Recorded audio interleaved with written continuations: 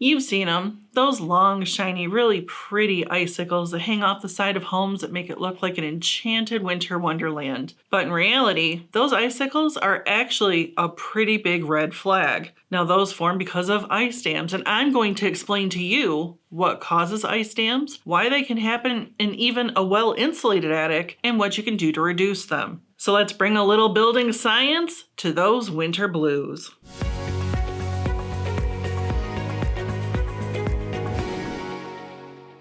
So what causes ice dams to form on homes that have little to no attic insulation? Heat rises. So the air that you're paying to heat inside your home is escaping up into the attic and out through the roof. Now, if you have snow coverage on the roof, obviously that's going to cause it to melt. As it melts, it runs down the roof and it kind of catches in your eaves or your gutters. Winter isn't just one day, it's several months. It's a constant thing that happens. The snow melts, it runs down the roof, and it refreezes. It snows again, it melts, and it refreezes. And that's going to build a dam in the gutter area. And as time goes on, that starts to build and build until finally you have those big, glorious icicles. Now, on top of the formation of those icicles, that meltwater runs up underneath the shingles, and that can damage your roof. It can lead to leaks in the home, and it can lead to all kinds of mold, mildew issues in the attic space. So you might be thinking, my attic has a ton of insulation. Why am I still getting ice dams? Temperature swings and the weather,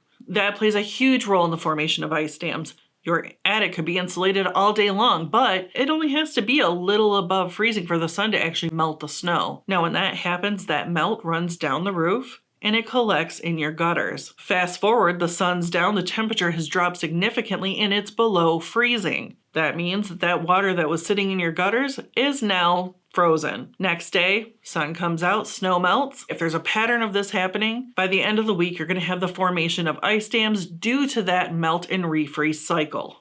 The design of the roof also plays a big role in the formation of ice dams because if there's lots of valleys or dormers or shaded areas, the temperature on the roof is going to fluctuate, which means snow melt, freezing, snow melt, freezing, formation of ice dams. Something that is out of your control and out of the control of your attic insulation is going to be heavy snow accumulation. Honestly, if you have lots of snow, that's just more opportunity for that snow to melt and refreeze and continue that cycle. Now, if you didn't get around to cleaning your gutters before the snow fell, that means those leaves are going to act as a block or a barricade. Snow falls, it melts, it hits the gutter, but it's got no place to go because the leaves are blocking its way from draining out. That is going to also lend itself to the formation of ice dams. I talked a little bit about the sun, but what we didn't discuss are wind patterns. If the sun causes the snow to melt, and you have a very chilly wind blowing through, that's obviously going to cause it to freeze. And then when that happens, obviously it's going to make that little shelf at the end of the roof, which will eventually lead to ice dams.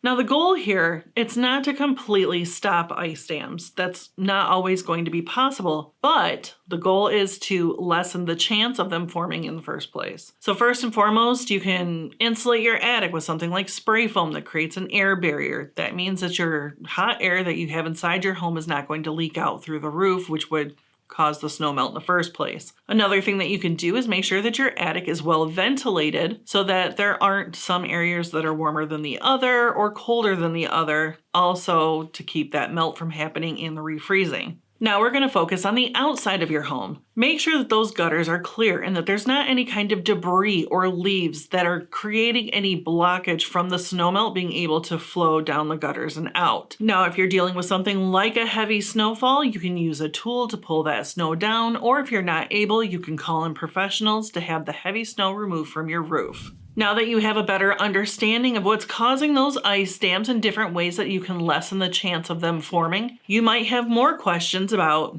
air sealing your home or how creating an air seal can benefit it during the winter or even summer months. That's why you should check out our Learning Center. There you're going to find tons of articles, videos, and resources to answer all of your building science questions. I'm your building science brainiac reminding you to bring a little science to every project.